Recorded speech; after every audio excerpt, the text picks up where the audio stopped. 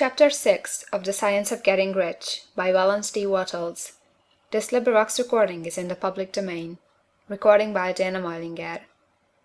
Chapter 6 How Riches Come to You. When I say that you do not have to drive sharp bargains, I do not mean that you do not have to drive any bargains at all, or that you are above the necessity for having any dealings with your fellow men.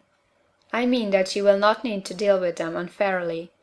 You do not have to get something for nothing, but can give to every man more than you take from him.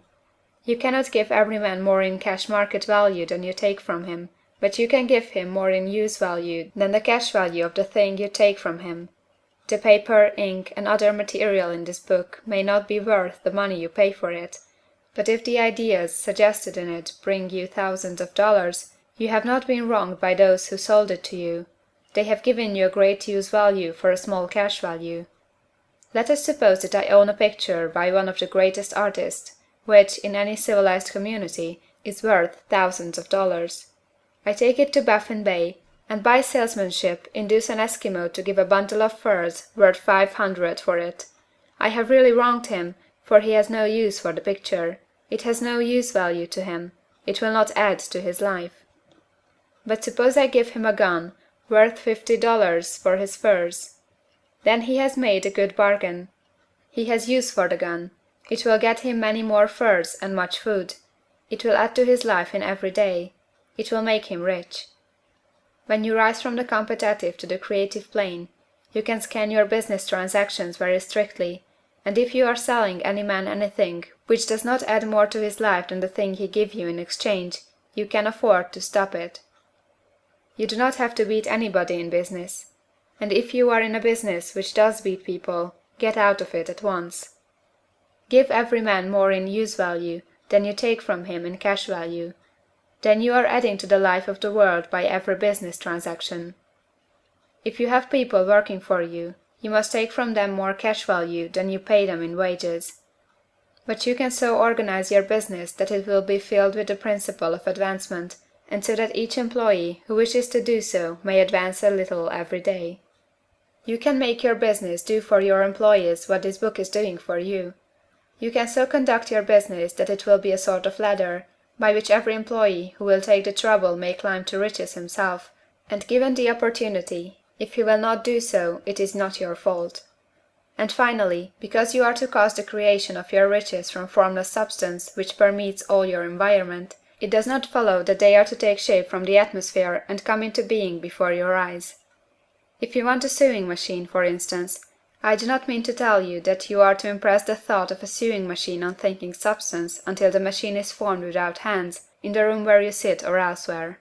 But if you want a sewing machine, hold the mental image of it with the most positive certainty that it is being made, or is on its way to you. After once forming the thought, have the most absolute and unquestioning faith that a sewing machine is coming. Never think of it or speak of it in any other way than as being sure to arrive. Claim it as already yours. It will be brought to you by the power of the Supreme Intelligence acting upon the minds of men.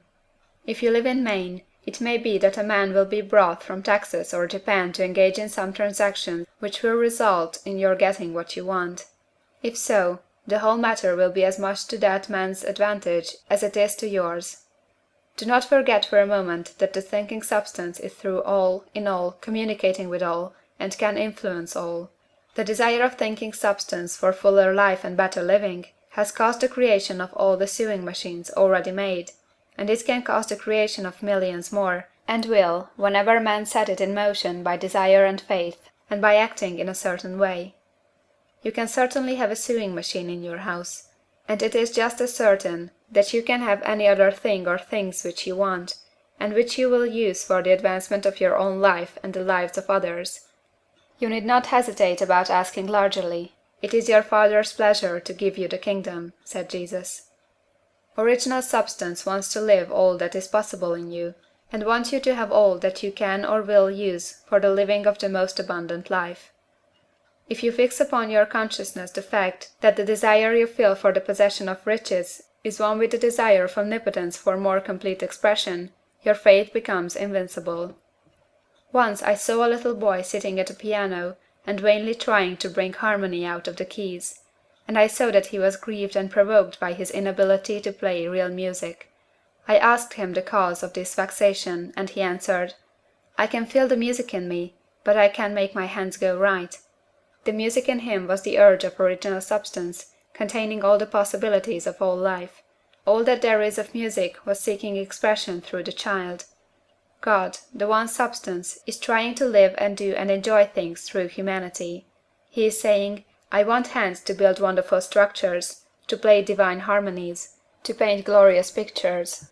I want feet to run my errands, eyes to see my beauties, tongues to tell mighty truths, and to sing marvelous songs," and so on. All that there is of possibility is seeking expression through man. God wants those who can play music to have pianos and every other instrument, and to have the means to cultivate their talents to the fullest extent. He wants those who can appreciate beauty to be able to surround themselves with beautiful things. He wants those who can discern the truth to have every opportunity to travel and observe. He wants those who can appreciate dress to be beautifully clothed, and those who can appreciate good food to be luxuriously fed. He wants all these things, because it is himself that enjoys and appreciates them. It is God who wants to play, and sing, and enjoy beauty, and proclaim truth, and wear fine clothes, and eat good foods. "It is God that worketh in you to will and to do," said Paul. The desire you feel for riches is the infinite seeking to express himself in you, as he sought to find expression in the little boy at the piano. So you need not hesitate to ask largely. Your part is to focalize and express the desire to God. This is a difficult point with most people. They retain something of the old idea that poverty and self-sacrifice are pleasing to God. They look upon poverty as a part of the plan, a necessity of nature. They have the idea that God has finished his work, and made all that he can make, and that the majority of men must stay poor, because there is not enough to go around. They hold so much to this erroneous thought that they feel ashamed to ask for wealth. They try not to want more than a very modest competence, just enough to make them fairly comfortable.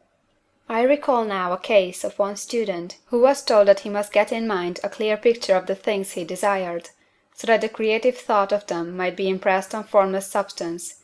He was a very poor man, living in a rented house, and having only what he earned from day to day, and he could not grasp the fact that all wealth was his. So, after thinking the matter over, he decided that he might reasonably ask for a new rug on the floor of his best room, and an anthracite coal stove to heat the house during the cold winter. Following the instructions given in this book, he obtained these things in a few months, and then it dawned upon him that he had not asked enough. He went through the house in which he lived, and planned all the improvements he would like to make in it. He mentally added a bay window here, a room there, until it was complete in his mind as his ideal home, and then he planned its furnishings.